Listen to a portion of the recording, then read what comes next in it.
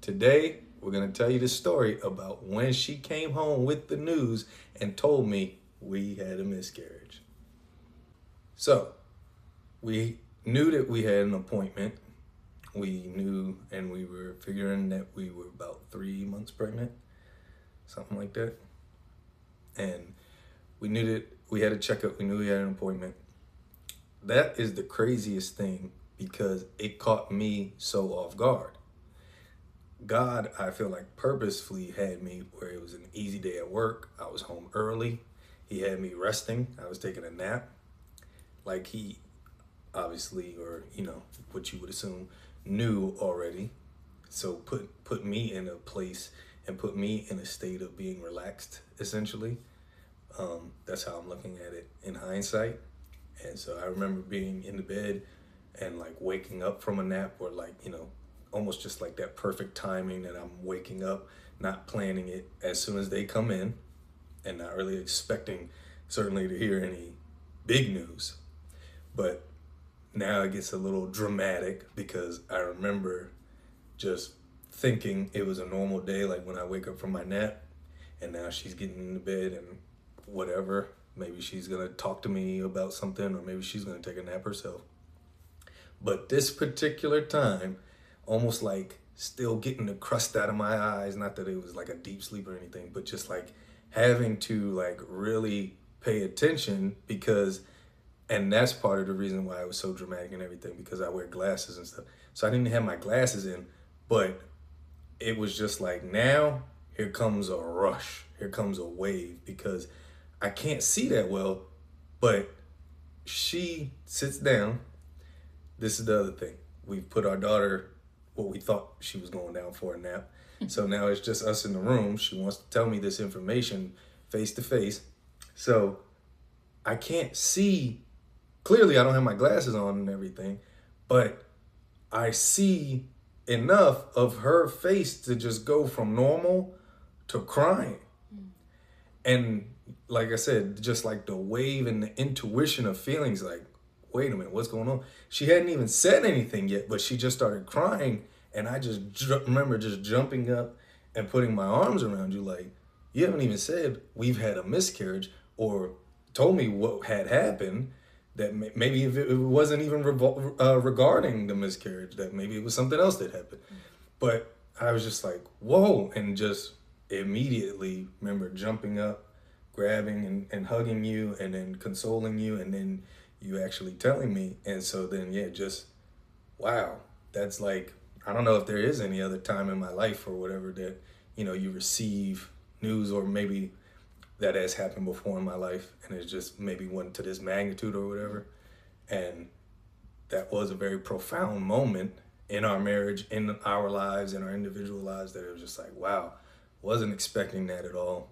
Now, also in hindsight, like I said, thankful to God that I was in a relaxed state. I was home and able to be in a position to then console and then be the person that she was needing me to be, and have a setting where we were able to have that discussion. Also, funny thing about it, like football season had just ended too, so it wasn't like, I don't even remember. I remember that we didn't even have anything else planned, like for the rest of this, that kind of stuff. Just, he's a high school football coach, so right. So now what happened after that, we thought our daughter was asleep, taking her nap.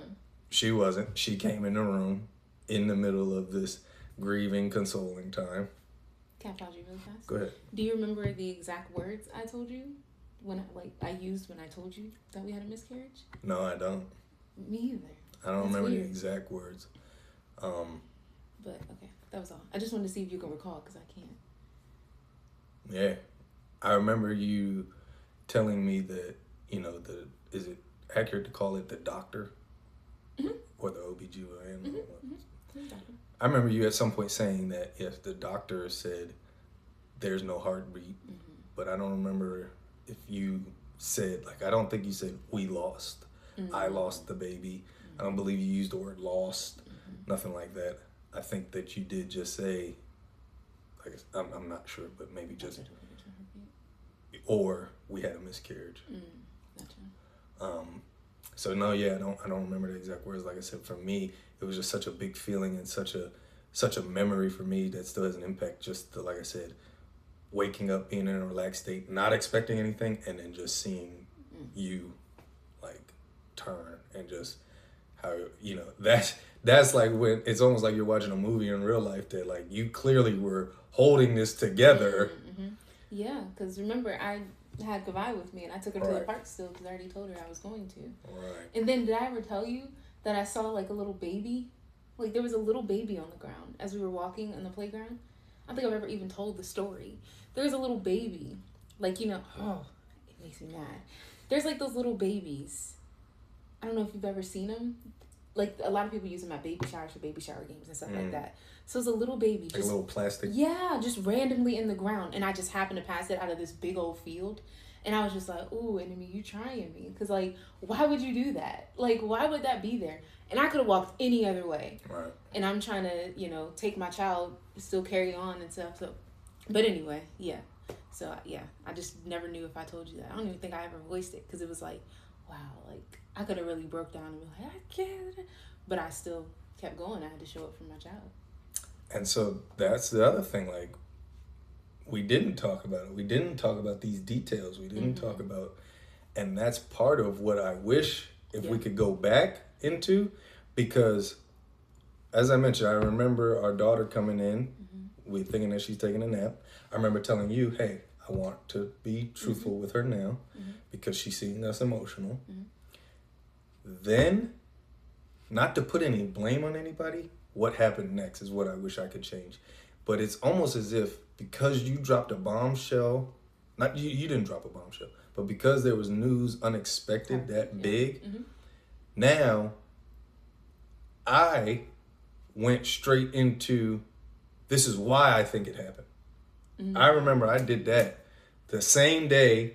Like, there's still a lot of grieving, and now I'm just going straight into like Fixer mode. You hear that a lot in the marital counseling Especially and all with of men, that. because they want to figure out Just how to fix it. And yeah, and just reading books, whatever, is always like a point at some point that is like men want to fix things. And this is a very practical, real example of how I felt like that. I don't know, like I said, so I'm not blaming, but I don't know if it was because you gave me news I wasn't expecting that I thought that, or what. And then this is the other thing too. This is just real. It's not that I wasn't grieving or not worried about a loss, or like as a man wanting to stay in that position of like, man, we've just had now a child that doesn't have a heartbeat anymore. Why am I not paying more attention to that, feeling that out, thinking about that? That's a lot of confusion there that I think some people want to know and like kind of want to figure out, that like I think males understand, the men kind of understand that. Why do we not stay in that moment for a long period of time? Why do we not? Because it's almost like we know, and I know in my own time, in my free time, whether it's at work or doing something else or at church or just when I'm at home and I have my free time, I know I'll deal with it then. But for some reason, because we think that we got to fix everything, it's like, let's get the solution in place, because we think now, get the solution in place, get the fixed problem, get the goal out there first. And it's like, whoa, you're not feeling that. So I wish I could take that back, because I think that is part of what led to, why haven't we talked about this much? Why are we just continuing to go forward? Then you add on, like I said, the time of year it was. I clearly remember it being Thanksgiving. I clearly remember I had the activeness, like I gave birth. I clearly remember, you know, we had plans that we had to adjust. And then I clearly remember, We're supposed to go out of town, everything. Now, instead of going out of town, now we're in town and making adjustments, and we're still doing certain things, going to places. Yeah, whatever. I stayed home. He took our daughter out to Thanksgiving. I didn't want to be around because I didn't know when I was going to give birth. I didn't know what was coming, so I just wanted to be home, and I didn't want to be around people. Right, and so that added to the unfortunate part. I'm saying unfortunate because, like, that's what I'm saying is the confusion that it's not that I'm not grieving, but as a man, I know how I grieve, and I know when I'm going to take the time to put forth energy and effort to thinking about it. And because of the time of the year, because it's Thanksgiving, because we're going to be around family, all these other things, I know that I'm not going to do it necessarily in those times. Because as a male, even when I was on the phone with a family member or whatever, there is that feeling of just like, I want to share news with somebody, but I don't want you on the other end of the phone or whoever necessarily to do anything different, and I don't want you to feel anything. Maybe it's wild. Maybe somebody that I'm talking to is pregnant or something. I don't want them to feel like this is a sign for them to come. Yeah. I don't want them to feel like they could have been there to do anything. Like, this to me was just something that happened that wasn't anybody's fault and wasn't a result of somebody needing to do anything better or do anything more. So that is somewhat of a uncomfortability, is just telling people, because I don't want anybody sorry.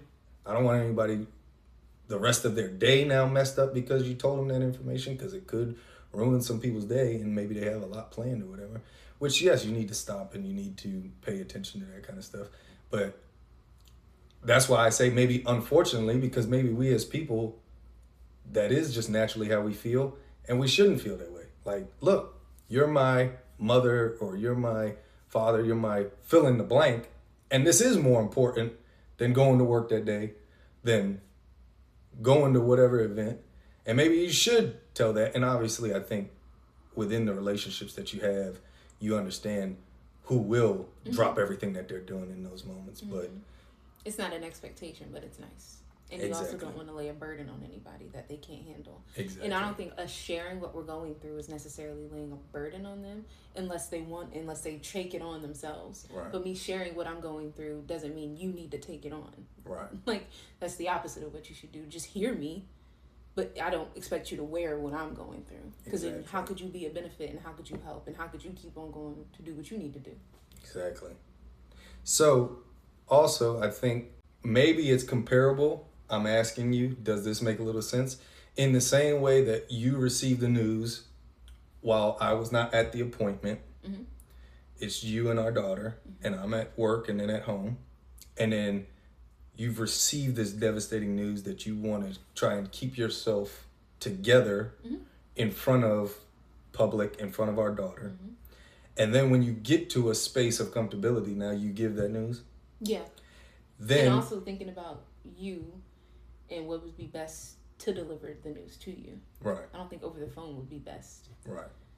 So then maybe it's comparable. And do you see it this way, that now as the male, we then see, okay, well, unfortunately, work does not just stop because of this.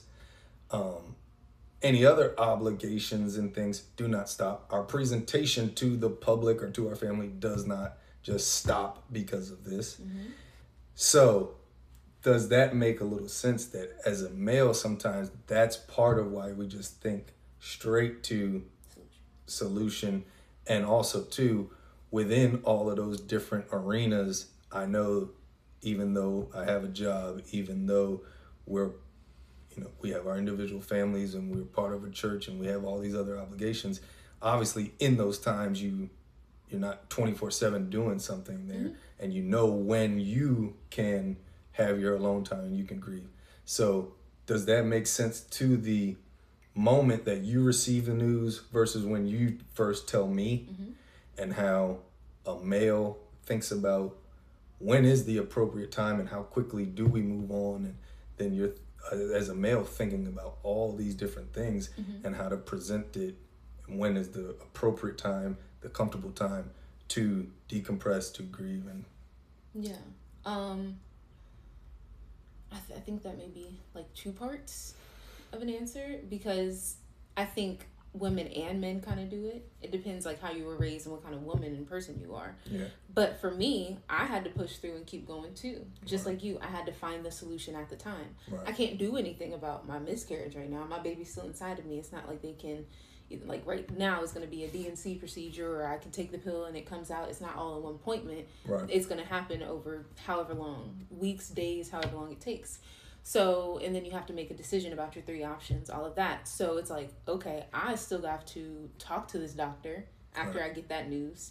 The other doctor comes in, gets a second opinion to confirm it. Right. I'm crying, but I'm not like wailing, because I still have to have cohesive conversation with them. And then my daughter's there. So if I'm like, bah, like my daughter, she was already crying before I even was, because I think she perceived.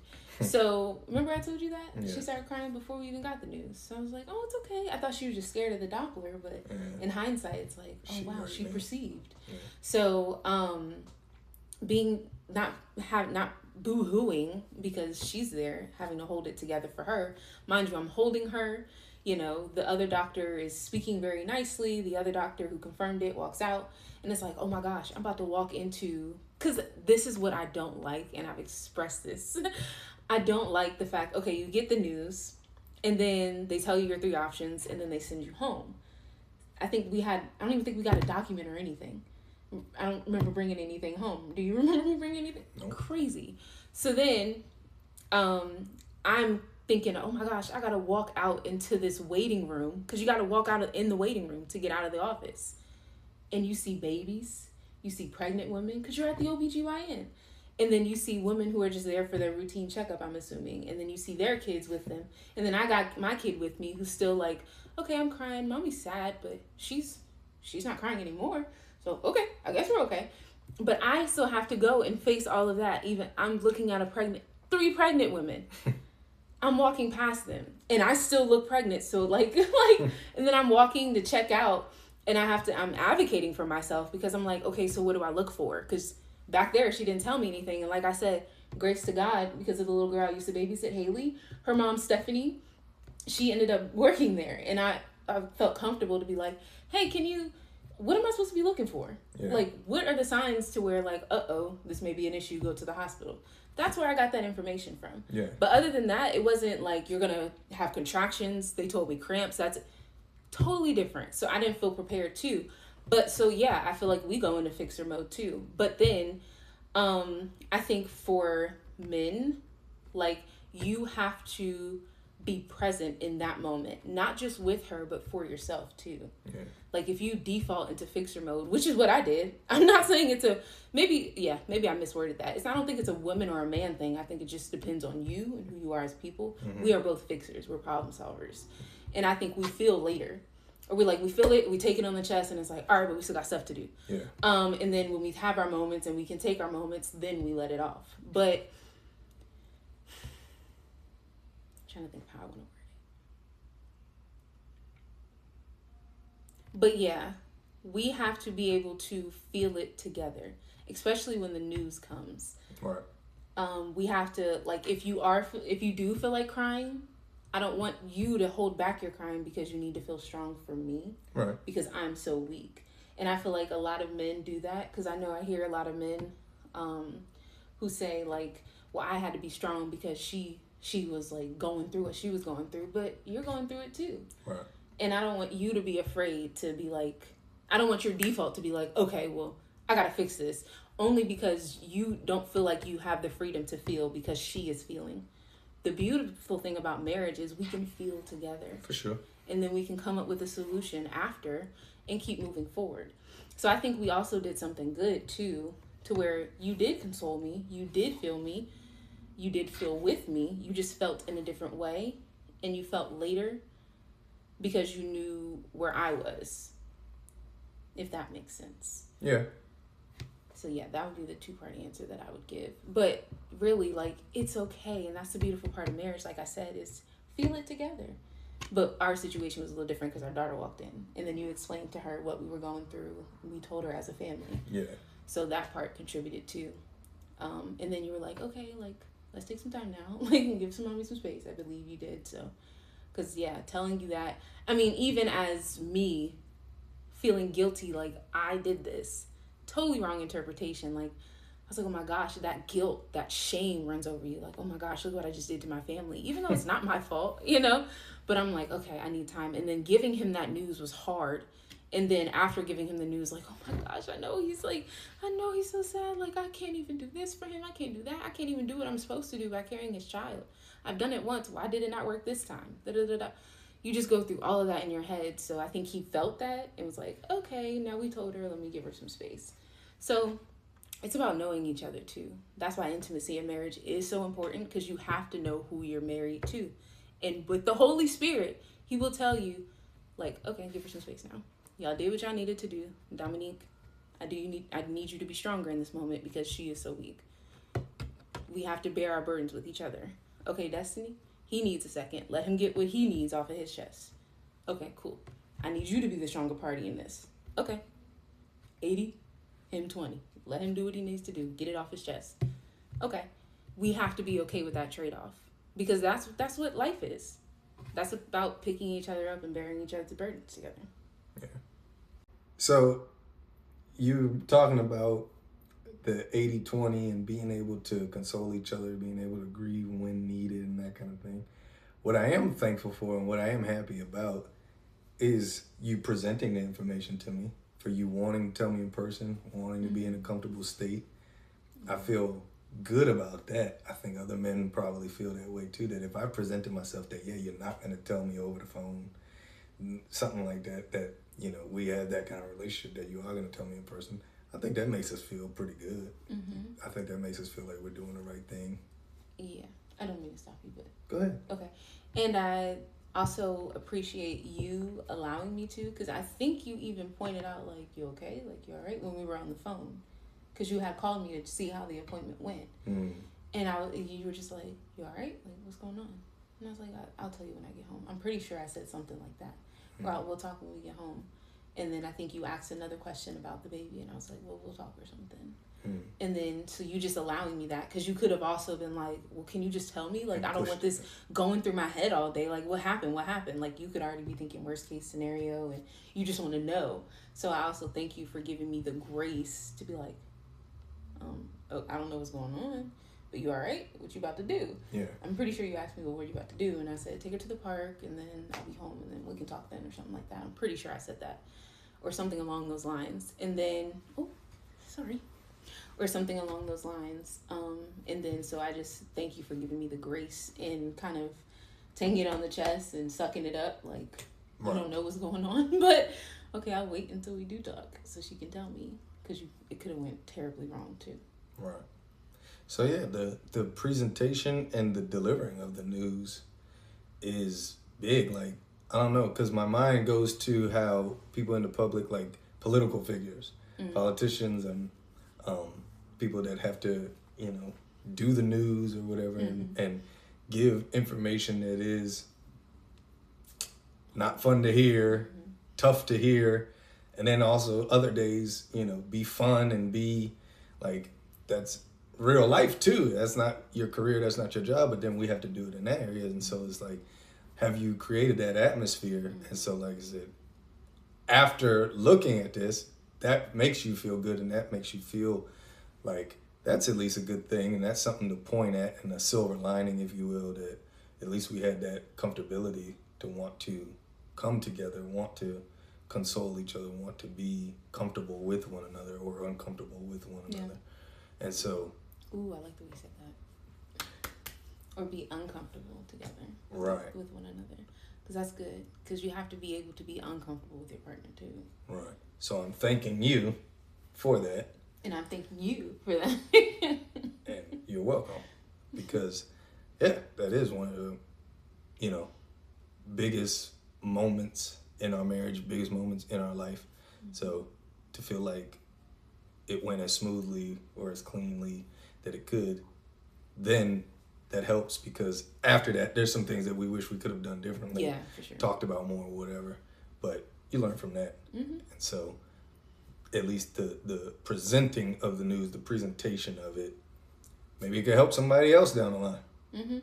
And so learning how to do that and knowing how to do that, it's funny because I remember taking a class in college about rhetoric, and it was about, you know, how some people, like, imagine, I remember watching the documentary about 9/11, or watching quite a few of those, and they always make it such a huge point that when President Bush found out the news, he's in front of all these kids, elementary kids, and he's like, him and the other people are trying their best to keep composure and not give off anything.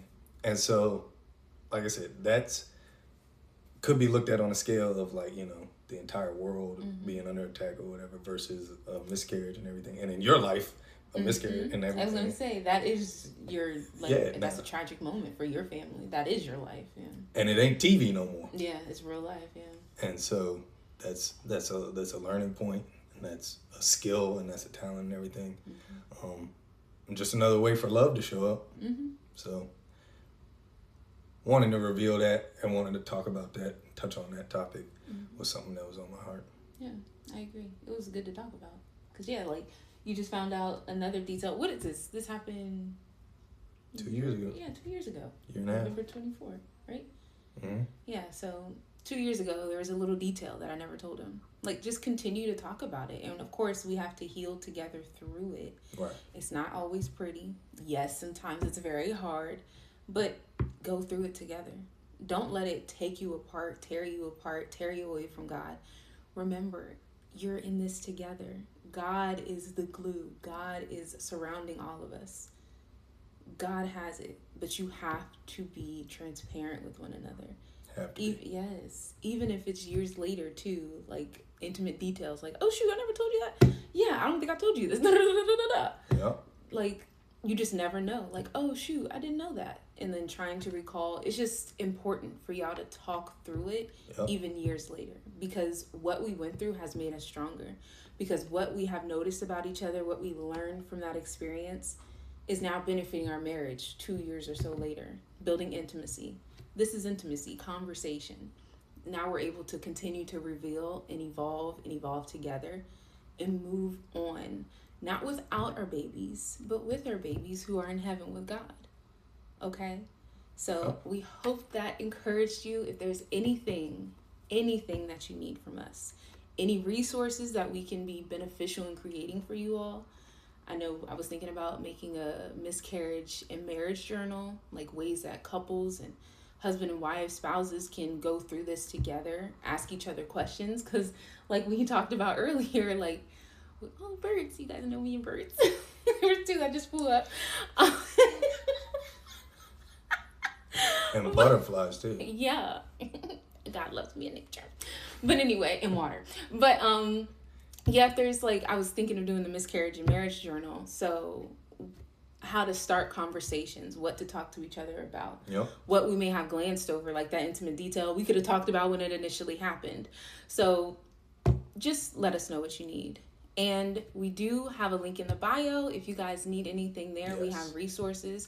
We have free resources. We have a course from wounds to scars to purpose. We have the Etsy shop. We're building this thing out in order to serve you best. So let us know how to best serve you. All right? We love you.